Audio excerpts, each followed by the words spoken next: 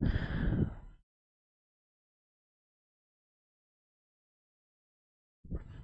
जी, good morning. आज class 10th history से starting करेंगे। चैप्टर फर्स्ट पढ़ेंगे हिस्ट्री का, the rise of nationalism in the Europe. Europe में राष्ट्रवाद का उदय कैसे हुआ था, उसके बारे में आज पढ़ाई करेंगे। तो आगे बढ़ते हैं कि स्टार्टिंग में इंट्रोडक्शन कैसे है चैप्टर का, कि फ्रेडरिक सोरियू ने एक फ़ोटो बनाई थी, पेंटिंग बनाई थी। उसमें वो क्या एक्सप्रेस करना चाहता था उसके बारे में समझते हैं पहले। कि dream of world wide democratic and social republics, the pact between nations and a print prepared by Frederic Sorrieu 1848। 1848 में फ्रेडरिक सोरियो ने अपनी एक पेंटिंग बनाई थी, उससे मैसेज कन्वे करना चाह रहा था नेशनलिज्म का फ्रेडरिक सोरियो। कि उसमें क्या कहा था कि डेमोक्रेटिक और सोशल रिपब्लिक।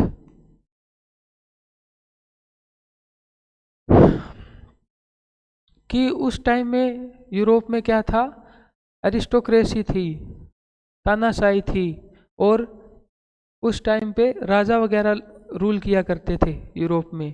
तो क्या हो रहा था कि लोगों के बीच में इस तरह की आइडियाज़ आ रहे थे कि क्यों ना किसी के पास में डेमोक्रेसी का कुछ ना कुछ अधिकार हो, कुछ कॉन्स्टिट्यूशन हो, किसी के पास ह्यूमन राइट्स का, मानव अधिकारों का, मूल अधिकारों का अधिकार हो। तो ऐसा उस टाइम पे आइडिया नहीं था कोई भी। फिर जो क्रिएटिव लोग थे, फिलोसफर और पेंटर्स वगैरह, उनके दिमाग में इस तरह के विचारधाराएं आने लग गई थी। इसमें पेंटिंग में आगे क्या बताया गया है कि the first print of the series shows the people of Europe and America, men and women of all ages and social classes, marching in a long train and offering homage to the Statue of Liberty as they pass by it। कि इसमें क्या बता रहे हैं कि जो ये painting देख रहे हैं हम, कि जो यूरोप और अमेरिका के लोग हैं ना, वो क्या कर रहे हैं कि ये स्टैच्यू ऑफ लिबर्टी है, स्टैच्यू ऑफ लिबर्टी है, इसके एक हाथ में तो चार्टर है ह्यूमन राइट्स का और एक हाथ में टॉर्च है। यहाँ पे यूरोप के, अमेरिका के और यूरोप के लोग अपना अपना उनको रिस्पेक्ट दे के, मतलब उनको एक डिएटी की तरह समझ के अपना रिस्पेक्ट दे के आगे बढ़ रहे हैं, और सबका पास अपने अपने कंट्री के फ्लैग है। फिर आगे बढ़ते हैं, ये सारे के सारे यूरोप के पीपल है, यहाँ से लेके पीछे तक क्या है कि उनकी लाइनें लगी हुई है, और आगे कुछ देश निकल गए हैं, पीछे कुछ लाइन में लगे हुए हैं, कुछ बिल्कुल यहीं पे आए हुए हैं। आगे उसके बारे में बताते हैं अभी। फिर she bears a torch in one hand and charter of rights of the man in the other. कि जो स्टैच्यू ऑफ लिबर्टी है उसके एक हाथ में तो टॉर्च है और दूसरे हाथ में क्या ले रखा है कि ह्यूमन राइट्स का उन्होंने चार्टर ले रखा है। On the earth in the foreground of the image lie the shattered remains of the symbols of absolutist institutions। कि जो नीचे आगे धरती पे ये जो कचरा दिख रहा होगा बिखरा हुआ, ये वाला, ये क्या है कि यहाँ पे सारे के सारा जो तानाशाह थे, जो राजा वगैरह थे, उनके मुक्तों का इधर ढेर लगा हुआ है इस पेंटिंग में। फिर आगे बढ़ते हैं कि The peoples of the world are grouped as distinct nations identified through their flags and national costumes। कि जो इसमें लोग दिखाई दे रहे हैं वो अलग अलग देश के अलग अलग लोग हैं, उनका जैसा देश है वैसा ही उनका पहनावा है, जैसा उनका देश है वैसा उनका पहनावा है, और अलग अलग लोगों के, अलग अलग देश के लोगों ने अपने अपने देश का फ्लैग हाथ में पकड़ रखा है।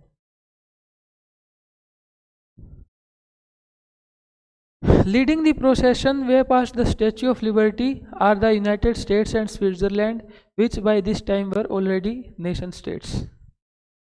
कि इसमें यहाँ से आगे स्विट्जरलैंड और यूनाइटेड स्टेट्स निकल चुके हैं, कि स्टैच्यू ऑफ लिबर्टी से आगे उनको ऐसे दर्शाया गया है क्योंकि उनमें ऑलरेडी नेशनलिज्म बन चुका, एक नेशन स्टेट बन गया था। आगे पढ़ेंगे नेशन स्टेट क्या होता है। और पीछे जो देश बचे हुए हैं, फ्रांस बिल्कुल टाइम पे पहुंचा ही है, इधर फ्रांस रिवॉल्यूशन हो गया था उस टाइम की पेंटिंग है। फिर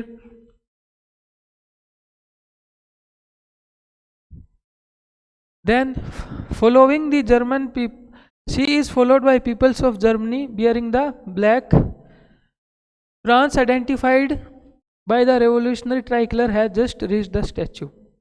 कि जो फ्रांस के लोग हैं वो अपना फ्लैग लेके स्टैचू के पास बिल्कुल जस्ट पहुंचे ही है अभी तक, ऐसा इसमें दिखाया गया है।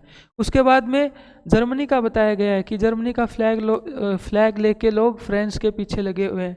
इसमें देखना कि जो ये वाले लोग बता रखा है, इसमें क्या है कि जर्मनी के लोग क्या है कि फ्रांस के जस्ट पीछे है लगे हुए हैं अपना फ्लैग लेके, कि लाइन में लगे हुए हैं कि उनको भी इधर स्टैच्यू ऑफ लिबर्टी के पास आना है। इसमें पेंटिंग में इस तरह से दर्शाया गया है। Then she is followed by peoples of Germany bearing the black red and gold flag.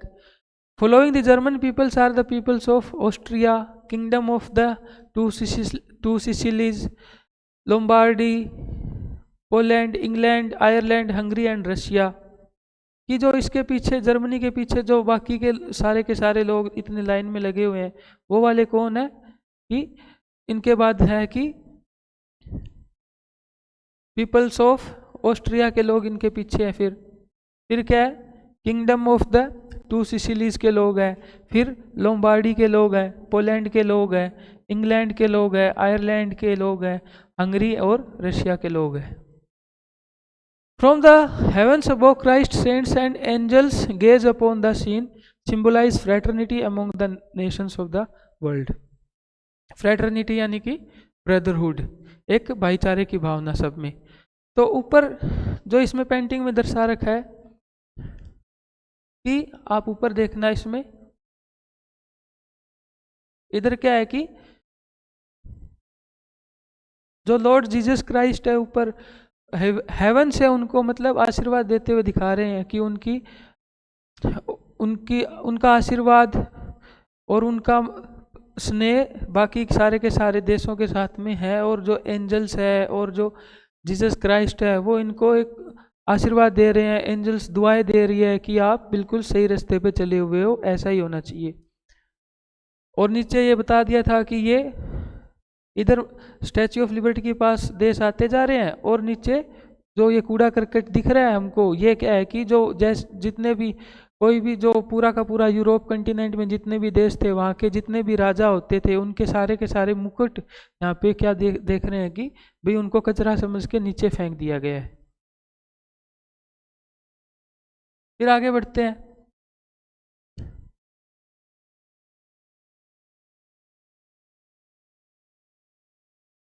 कि सोरियोस यूटोपियन विजन क्या था।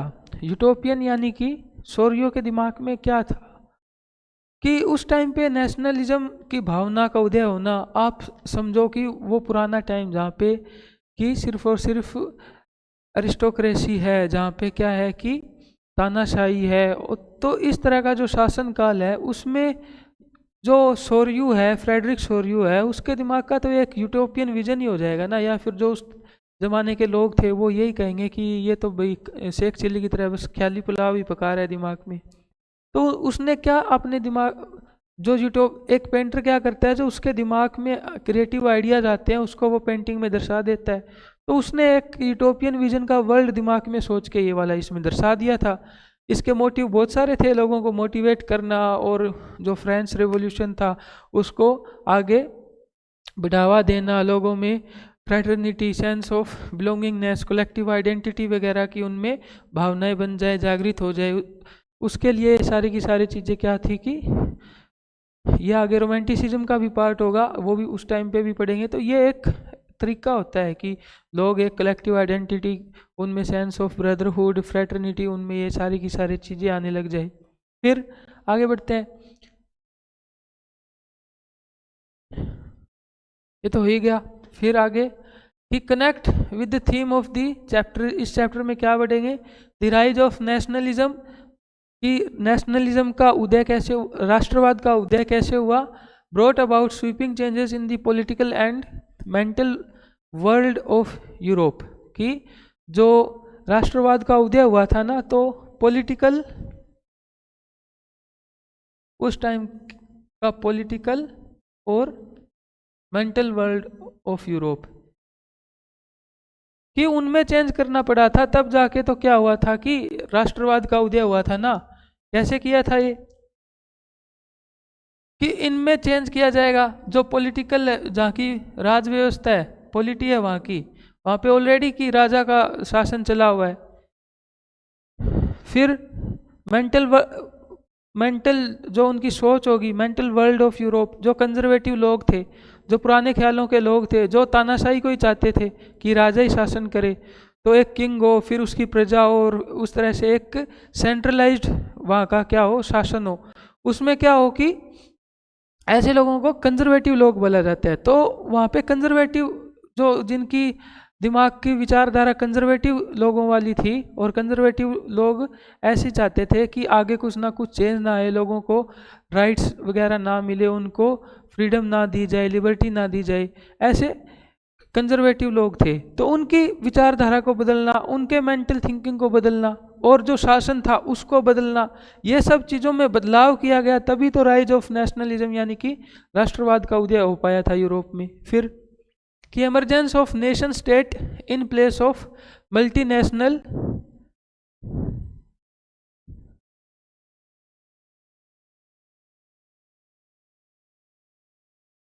डिनेस्टीज ऑफ द यूरोप, कि जो नेशन स्टेट का एक उदय, कि एक राष्ट्र का उदय कैसे होगा, और मल्टी नेशन जो ऑलरेडी वहाँ पे अलग अलग तरह के लोग, उनकी सबकी क्या थी, अलग अलग रेस थी, अलग अलग एथनिसिटी थी, अलग अलग उनका कल्चर था, अलग अलग उनकी लैंग्वेज थी, ऐसे बटे हुए थे ऑलरेडी। फिर इन सब चीज़ों का आगे क्या करना कि जैसे ये कोई देश हो, कोई भी देश का जैसे रफ सा ऐसा नक्शा हो, फिर उसमें क्या हो कि जैसे इसमें कुछ ना कुछ ऐसे ग्रुप बटे हुए हो। तो इस तरह से बंटे हुए थे पहले ऑलरेडी। इसमें क्या था कि ये वाला ग्रुप, इतना एरिया, यहाँ पे कुछ अलग तरह, अलग रेस के लोग रह रहे थे, यहाँ पे इस वाले एरिया में अलग एथनिसिटी, अलग कल्चर, अलग रेस, अलग लैंग्वेज के लोग रह रहे हैं, यहाँ पे अलग, यहाँ पे अलग, यहाँ पे अलग, यहाँ पे अलग। तो सबकी न्यारी न्यारी अपनी क्या है कि पीछे की हिस्ट्री है, सबका न्यारा न्यारा पीछे का डिसेंट अलग अलग है।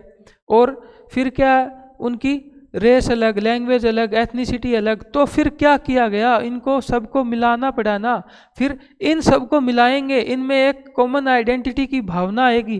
कॉमन आइडेंटिटी की भावना आएगी तभी क्या करेगा कि एक, तभी तो ये तो अपने अपने क्षेत्रों में बंटे हुए हैं कि हम इस जाति के हैं, ये हमारा मतलब डिसेंट है, हमारा पीछे का ये वाला इतिहास है, हमारा पीछे का ये वाला इतिहास है। इनको हम क्या किया गया, इनको ऐसा लगने लग जाए कि हम पूरे देश का हिस्सा है, कि उनमें क्या हो कि एक कलेक्टिव आइडेंटिटी की, उसमें उनमें क्या है कि देशभक्ति का उदय हो, कि देश के बारे में वो सोचे कि नहीं, हम ऐसे क्षेत्रों में विभाजित नहीं है, हम तो पूरा मतलब देशवासी, पूरा देश हमारा है। एक फ्रेटर्निटी, सब में आपस में भाईचारा, ब्रदरहुड, कलेक्टिव आइडेंटिटी, सब में आपस में भाईचारा हो। समझ पा रहे हो। फिर कि मॉडर्न स्टेट से नेशन स्टेट कैसे बना, कि मॉडर्न स्टेट क्या इसमें कि उस टाइम में क्या हुआ था, इंडस्ट्रियल रेवोल्यूशन स्टार्ट हो गया था। तो इंडस्ट्रियल रेवोल्यूशन यूरोप में लगभग ब्रिटेन ने यूरोप के बहुत सारे पार्ट्स में पहुंचा दिया था। तो मॉडर्निटी तो आ गई, मशीनें आ गई, इंडस्ट्रीज वगैरह बन गई, उनमें काम ज़्यादा तेज़ी से होने लग गया। पर अभी भी ख्याल तो वही है पुराने पीछे वाले उनके, कि जो पहले उनकी हिस्ट्री क्या थी, हिस्ट्री के अकॉर्डिंग जो उनका रेस वगैरह है, वैसे वो बटे हुए हैं। फिर उनमें कोई कलेक्टिव आइडेंटिटी नहीं है, फ्रेटर्निटी नहीं है। फिर मॉडर्न स्टेट से नेशन स्टेट कैसे बनाया गया उनको, ये फिर the majority of its citizens and not only its rulers came to develop a sense of common identity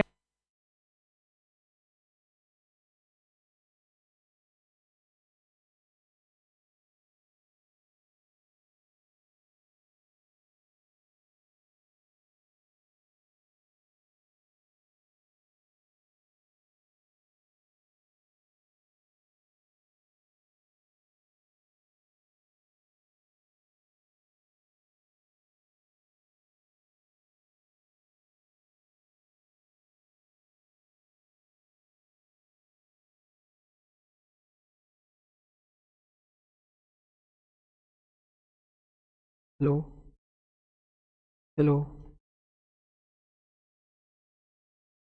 हाँ जी। The majority of its citizens and not only its rulers came to develop a sense of common identity. तो ऐसा होने के लिए, nation state बनने के लिए क्या ज़रूरी था कि वहाँ के सिटीजन्स में, और सिटीजन्स में तो हो, और वहाँ के जो रूलर थे उनमें भी कॉमन आइडेंटिटी की भावना हो, कि common identity and shared history, और उनमें क्या भावना बने कि उनकी हिस्ट्री और डिसेंट, पीछे का जैसे उनका जो जो पीछे की वंशावली उनकी, जैसे उनको एक जैसा लगे, कि ये ना लगे कि हमारा वो वंश है, हम उस वंश से हैं, और जातिवाद में बंटे हुए हो, इस तरह की भावनाएं उनमें, एक नैरो थिंकिंग बनी हो। तो इन सब चीज़ों को चेंज करना ज़रूरी था ना, कि जो वहाँ के सिटीजन थे, जो वहाँ के रहने वाले लोग थे, उनकी विचारधारा में चेंज हुआ। उनकी विचारधारा में चेंज तो होना ही था, फिर जो वहाँ के रूलर्स थे, जो वहाँ के किंग्स थे, उनकी विचारधारा में भी चेंज हुआ। और वहाँ के जो सिटीजन्स रहने वाले, और जो वहाँ के रूलर किंग्स वगैरह राज करने वाले, उन सब में क्या हुआ कि केम टू डेवलप, उन सब ने क्या किया, एक कलेक्टिव आइडेंटिटी। और क्या हुआ कि शेयर्ड हिस्ट्री और डिसेंट, कि उन सबको लगा कि हमारी एक ही आइडेंटिटी है, हम पूरा एक, उनमें देश का, एक पूरे देश का हिस्सा है, हम ऐसे प्रांतों में नहीं विभाजित हैं। और क्या हुआ कि उनको ये लगने लग गया कि हमारी हिस्ट्री सेम है, और हमारा जो पीछे की जो हमारी वंशानुकूल पीछे से हमारी वंश क्या है, वो भी सेम है। तो हिस्ट्री और डिसेंट हमारा सेम है, हमारी हिस्ट्री सेम होगी, कलेक्टिव आइडेंटिटी हम में है, सब में कलेक्टिव आइडेंटिटी है, फ्रेटर्निटी है, सब में क्या है कि सेंस ऑफ ब्रदरहुड है, कि जो फीलिंग ऑफ नेशन, एक देश के प्रति कि हम देश का हिस्सा है, वैसा उनके दिमाग में लेके आना था। जो वहाँ के उस टाइम के जो रिवॉल्यूशनरी थे, और जो वहाँ के फिलोसफर थे, और जो क्रांतिकारी, और वहाँ के जितने भी जो मेन लीडर्स थे, उन सब ने ये प्रयास किया था कि उनमें क्या, स्टार्टिंग में कलेक्टिव आइडेंटिटी का उनको होने लग जाए, बोध होने लग जाए, कि हम फ्रेटर्निटी का होने लग जाए उनको, और सारा का सारा कि हमारी हिस्ट्री एक है और हमारा डिसेंट भी एक है। फिर आगे बढ़ते हैं। अर्नेस्ट रेनन के अकॉर्डिंग एक नेशन क्या होता है। अर्नेस्ट रेनन ने क्या कहा था कि एक नेशन क्या होएगा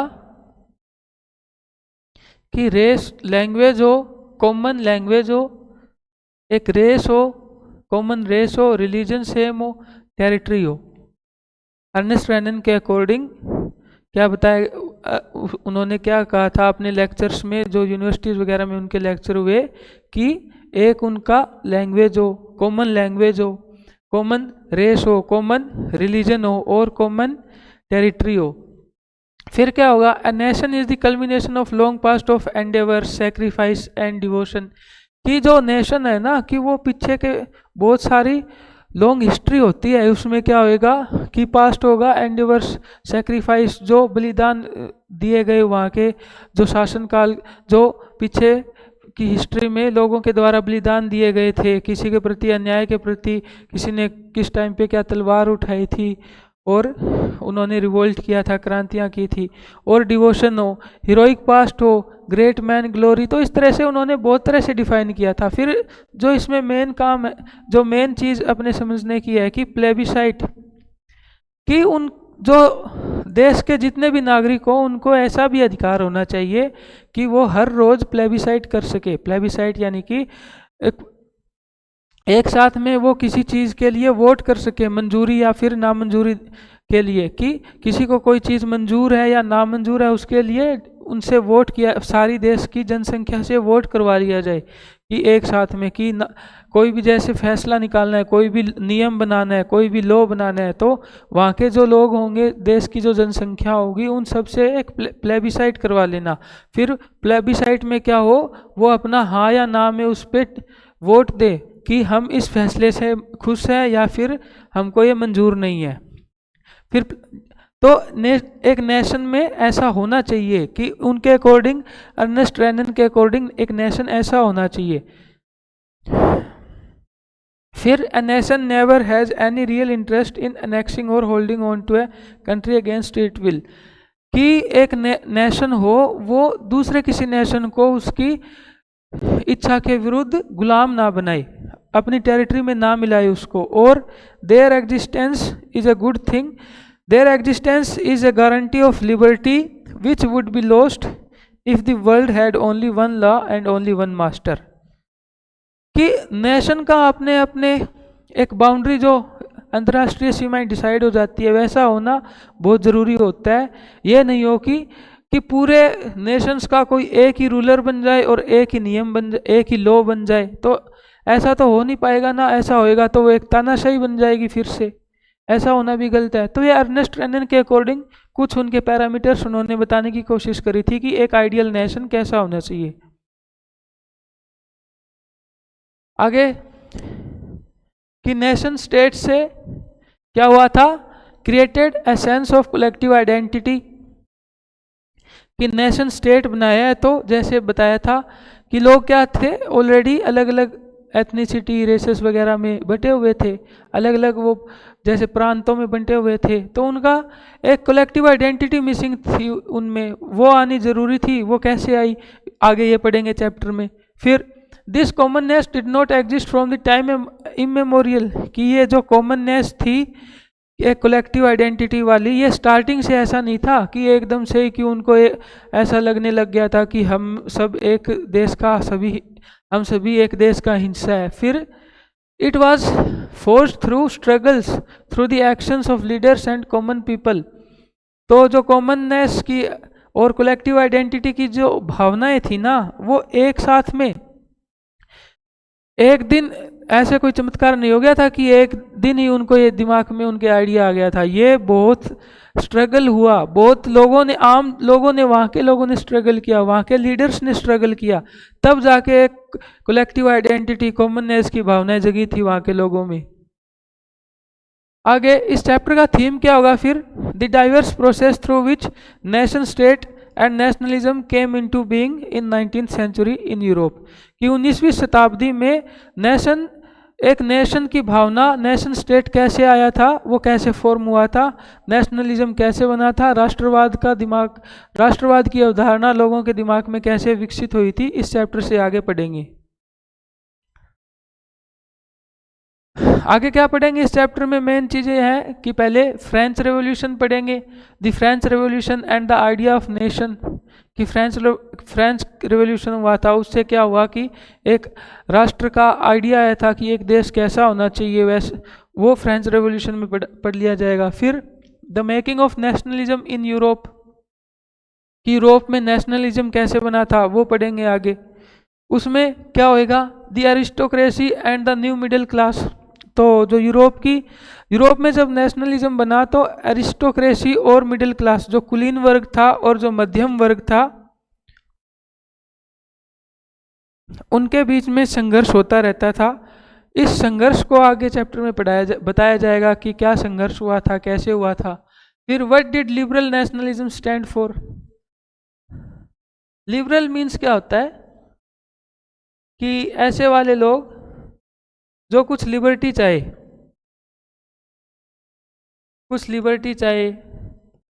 कुछ फ्रीडम चाहे, तो लिबरल लोग और एक कंजर्वेटिव्स लोग होते हैं। कंजर्वेटिव्स लोग तो ऐसा मानते हैं कि एक तानाशाह जैसा है, कि एक किंग है और वो अपने हिसाब से एक रूल करे बस। और कंजर्वेटिव क्या मानते हैं, लोगों के पास में कोई मूल अधिकार नहीं होना चाहिए और फंडामेंटल राइट नहीं होना चाहिए लोगों के पास में। जैसा स्टेट उन पे कुछ भी इम्पोज कर दे तो वो बस आसानी से उसको एक्सेप्ट कर ले, ये कंजर्वेटिव लोग होते हैं। और लिबरल लोग क्या होते हैं, कुछ लिबर्टी हो, फ्रीडम हो, यानी कि राइट टू स्पीक हो, कुछ वो बोल सके, कुछ ग्रुप बना सके, कुछ एसोसिएशंस बना सके,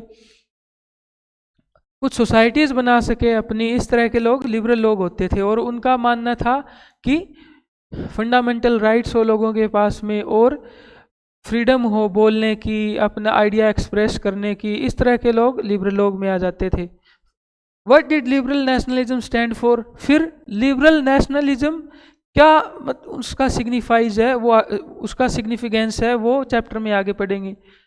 अ न्यू कंजर्वेटिज्म आफ्टर 1815 कि 1815 के बाद में क्या हो गया था कि पहले तो लिबरल नेशनलिज्म की जो अरिस्टोक्रेसी और न्यू मिडिल क्लास के बीच में संघर्ष हुआ था, उसमें क्या हो गया था कि मिडिल क्लास जो अरिस्टोक्रेसी वाले लोग थे उनको दबना पड़ा था, और फिर क्या हो गया था लिबरल लोगों का उसमें क्या एक जो उनकी जो डिमांड थी जैसे एक राष्ट्र को होना चाहिए वैसा उनका देखने को मिल गया था कि उसके उनके पक्ष में क्या हो गया था कि वैसा उनका जो देश का निर्माण कैसा हो और कैसे जो वहाँ के क्रांतिकारी थे, रिवॉल्यूशनरी वगैरह थे, उनको क्या हुआ कि उनको समझ में उन्होंने जो जो अपना आंदोलन जिस माइंडसेट से किया था तो वो एक सही दिशा में जा रहा था। लेकिन क्या हो गया, एक न्यू कंजर्वेटिज्म आया 1815 के बाद में।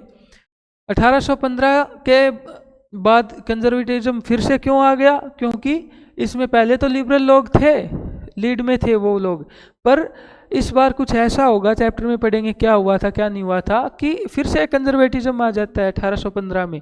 और फिर 1815 में अब फिर से कंजर्वेटिज्म आ रहा है तो आप फिर सोचो कि क्रांतिकारी फिर से उठेंगे, कि जो पहले क्रांतिकारी उठे हुए क्रांतिकारी क्या थे, वो जीत की तरफ थे, जो जैसा उनका आइडिया था, जैसे उनकी डिमांड थी वैसा नेशन में हो रहा था। लेकिन 1815 में कंजर्वेटिव्स लोग आ जाते हैं फिर से पावर में, फिर जो अब ये पावर में है तो फिर से सीक्रेट सोसाइटी वगैरह का फॉर्म होना शुरू हो जाएगा, फिर से जो क्रांतिकारी होंगे वो आंदोलन करना शुरू कर देंगे। तो ये चैप्टर में आगे the making of nationalism in Europe कैसे हुआ था ये पढ़ लेंगे। उसमें the age of revolutions 1830 to 1848 ये पढ़ेंगे। इसमें क्या क्या हुआ था कि जो 1830 से 1848 का जो पीरियड था इसमें रिवॉल्यूशन हुआ, और उसमें क्या क्या हुआ था वो पढ़ेंगे इसमें, कि romantic imagination and national feeling की रोमांटिक इमेजिनेशन, रोमांटिक का मतलब कि देश के प्रति लगाव होना, देश के प्रति प्रेम होना, उसको रोमांटिसिज्म बोल दिया जाएगा आगे आगे चैप्टर में पढ़ेंगे। फिर नेशनल फीलिंग हो उनमें, और फिर क्या हो गया था हंगर हार्डशिप और पॉपुलर रिवोल्ट हुए थे वहाँ पे, तो वहाँ पे भुखमरी आ गई थी यूरोप में उस टाइम में 1830 से 1840 के बीच में। अब भुखमरी आ गई तो वहाँ की हार्डशिप बन जाएगी, जो कठिनाइयाँ ज़्यादा बन जाएगी, भुखमरी आ गई है, जॉब कम, भुखमरी है तो ऑलरेडी एम्प्लॉयमेंट के साधन बहुत ज़्यादा कम हो जाएंगे, फिर उनको कठिनाई आएगी बहुत ज़्यादा, और आगे बहुत सारे पॉपुलर रिवोल्ट भी हुए थे वो भी पढ़ेंगे चैप्टर में। फिर 1848 में क्या हो गया था, लिबरल्स का एक रेवोल्यूशन हुआ था, वो क्या हुआ था आगे चैप्टर में, ये तो अभी समझ रहे हैं कि आगे चैप्टर में क्या क्या पढ़ना है। फिर जर्मनी और इटली का निर्माण कैसे हुआ था, उनका यूनिफिकेशन कैसे हुआ था, एकीकरण कैसे हुआ था।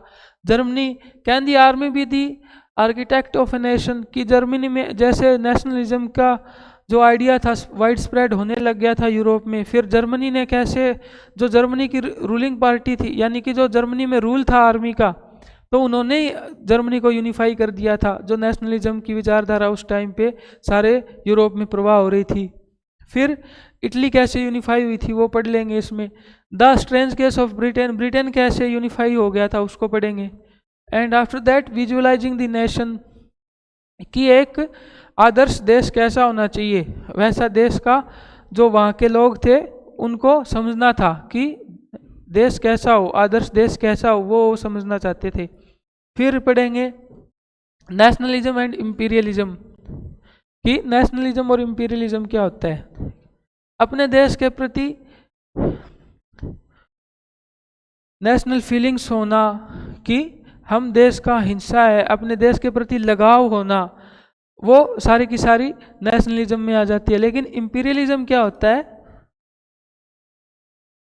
कि देश के प्रति प्रेम होना, देश के प्रति लगाव होना, देश के प्रति क्या हो कि जो वहाँ के नागरिक हो उनमें क्या हो, लगाव है, प्रेम है, और देश के प्रति जो देश के प्रति सम्मान है, वो सारा का सारा नेशनलिज्म में आ जाएगा। लेकिन इंपीरियलिज्म क्या हो जाएगा कि एक कोई भी देश है जैसे, तो उसका मान लो रफ नक्शा ऐसा हो, तो वो क्या करे कि ये वाला देश क्या कहने लग जाए कि मैं ही सबसे सर्वश्रेष्ठ हूँ, मेरे से सारे देश तो नीचे नीचे हैं, वो फिर क्या करने लग जाए, अपना प्रभुत्व दिखाने लग जाए और बाकी सारे के सारे देश इसको गुलाम बनाना शुरू करने लग जाए अपने मिलिट्री के दम पे, या फिर अपनी आर्थिक जो उनकी ज़्यादा इकोनॉमिकली ज़्यादा स्ट्रोंग हो, कोई भी कारण हो, तो वो उन चीज़ों के बलबूते के आधार पे क्या करे, अपनी पावर के आधार पे अपनी पावर के आधार पे बाकी देशों को गुलाम बनाना शुरू कर दे और ये कहने लग जाए कि जैसे ये राष्ट्र ब्रिटेन ने ऐसा किया था कि ब्रिटेन ने क्या करना शुरू कर दिया था, उनमें क्या था उस टाइम पे, जैसे इंडस्ट्रियल रेवोल्यूशन वगैरह आया हुआ था, तो उनके पास में रिसोर्सेस संसाधन ज़्यादा थे, उन्होंने क्या करना शुरू कर दिया, कॉलोनीज बनानी शुरू कर दी थी। सारे जितने भी देश जितने भी देशों में उनको फ़ायदा लगता था वो क्या करने लग जाते थे, वहाँ पे अपनी कॉलोनी बनाने लग जाते, उनको आप गुलाम बनाने लग जाते थे, फिर उनका इकोनॉमिकली एक्सप्लॉइटेशन शोषण करने लग जाते थे। और वहाँ के लोगों में क्या था कि भुखमरी आने लग गई थी और वहाँ के जो सारे के सारे संसाधन थे उनको अपने देश में वो यूज़ करने लग गए, उनका इम्पोर्ट करने लग गए। फिर जैसे इंडिया से क्या होता था कि जो रॉ कॉटन होता था उसको पहले इंडिया क्या करता था, इंडिया से ब्रिटेन जो कॉटन के फाइनल प्रोडक्ट होते थे वो एक्सपोर्ट कर दिए जाते थे, लेकिन बाद में ब्रिटेन ने क्या कर दिया था कि ऐसा नहीं होगा, नियम बदल दिया था और उन्होंने क्या किया कि रॉ कॉटन एक्सपोर्ट किया जाएगा इंडिया से, वो वहाँ की फैक्ट्रियों में जाएगा, वहाँ के फैक्ट्रियों में जाने के बाद में कपड़े बनेंगे, कुछ आइटम्स बनेंगे, वो फिर वापस इंडिया में इंपोर्ट करते थे, वो करवाते थे। तो जो पहले मान लो 10 रुपए की चीज़ इंडिया वालों को मिल रही थी, वो ब्रिटेन से आते आते वो तो बहुत ज़्यादा महंगी हो जाती थी, कोई 1000 रुपये की मिलने लग गई। फिर इंडिया के लोगों का शोषण हुआ, इसमें फ़ायदा किनको हो रहा है, ब्रिटिशर्स को फ़ायदा होने लग गया था। तो ऐसे क्या कर रहे थे, वो अपने प्रभुत्व के, अपनी पावर के बलबूते पे, अपनी पावर के दम पे बाकी देशों को कॉलोनी बनाने लग गए थे, गुलाम बनाने लग गए थे और फिर उनका शोषण करना शुरू कर दिया था। और ऐसी जो मतलब जिन देशों का ऐसा माइंडसेट हो उनको इंपीरियलिज्म बोल दिया गया था। तो ऐसा होना भी गलत है कि हाँ ठीक है, जो नेशनलिज्म की भावना होनी चाहिए, एक जो नेशन में, एक देश में वहाँ के लोग रहते हैं, लेकिन इतना भी नहीं हो कि इंपीरियलिज्म ही उनमें ऐसी भावना का उदय हो जाए कि बाकी देशों को तो वो कुछ समझे ही ना, उनको गुलाम बनाना शुरू कर दे। तो ये सारी की सारी चीज़ें आगे ब्रीफ में डिस्कस करेंगे। आज बेसिक आउटले दिया था कि आगे हिस्ट्री में क्या पढ़ेंगे, rise of nationalism in the Europe, कि कैसे यूरोप में राष्ट्रवाद का उदय हुआ था, क्या क्या उनमें फेस आए थे, अलग अलग टाइम पीरियड का अध्ययन करेंगे, अलग अलग टाइम पीरियड को हम समझेंगे कि क्या हुआ था क्या नहीं हुआ था। तो आज सिर्फ और सिर्फ बेसिक आउटले दिया गया है कि आगे चैप्टर में क्या पढ़ना है, कुछ सिर्फ ऊपर से आउटलाइन समझाई गई है, कुछ भी मतलब डीप में आज स्टडी नहीं की गई है। तो नेक्स्ट क्लास में जब हिस्ट्री की नेक्स्ट क्लास लेंगे तो उसमें आपको आगे समझा दिया जाएगा विस्तार से। टिल देन बाय बाय, अगली क्लास में मिलते हैं।